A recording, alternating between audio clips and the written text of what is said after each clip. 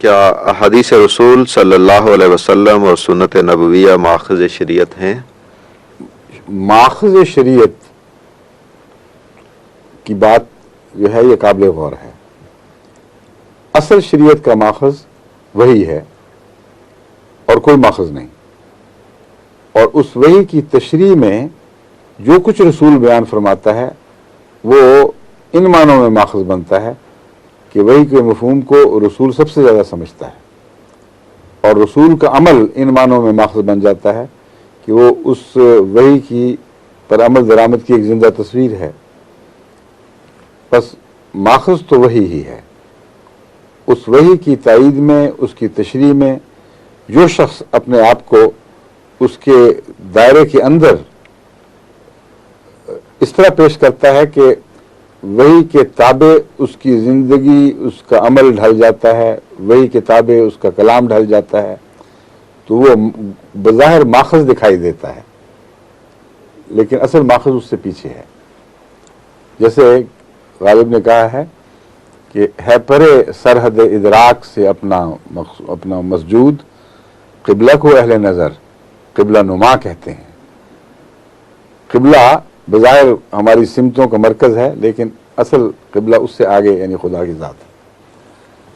حضرت صلی اللہ علیہ وآلہ وسلم اور اسی طرح دیگر انبیاء بھی اپنی اپنی شریعتوں میں ماخذ شریعت یعنی وحی کے سب سے اول علمبردار رہے اور سب سے اول اس کی نمائندگی کا حق رکھتے تھے. اس لیے اسلامی شریعت کو، اسلامی فقہ کو 4 اصولوں پر مبنی قرار دیا گیا ہے. پہلا ہے قرآن، دوسرا ہے سنت. سنت میں عام فقہا سنت اور یعنی عمل اور حدیث دونوں کو لے لیتے ہیں، اس لیے وہ ایک اصول کے تابع یہ کہتے ہیں.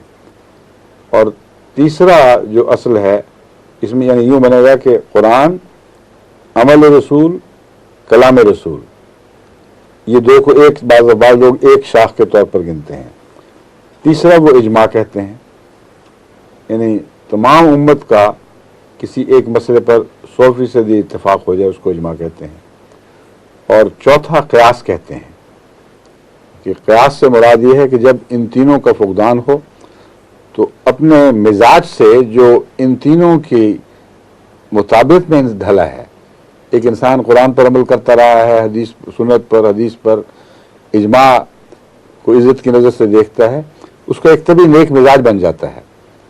اگر کوئی حوالہ ایسا نظر نہ آئے تو پھر وہ استنباط کرے، اس کو اجتہاد کہتے ہیں.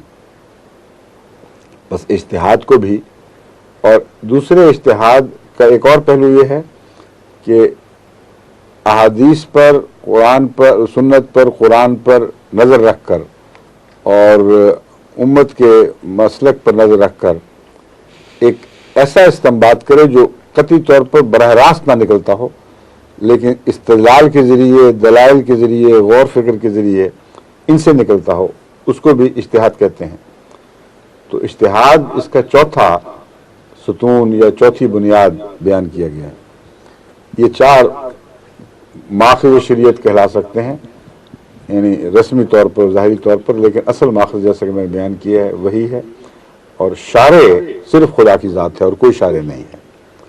اس لیے اہل علم صرف خدا کو شارع کہتے ہیں، اور بعض عامت الناس جو یا کم علم لوگ رسول اللہ صلی اللہ علیہ وسلم کو بھی شارع کہہ دیتے ہیں. یہ درست نہیں ہے.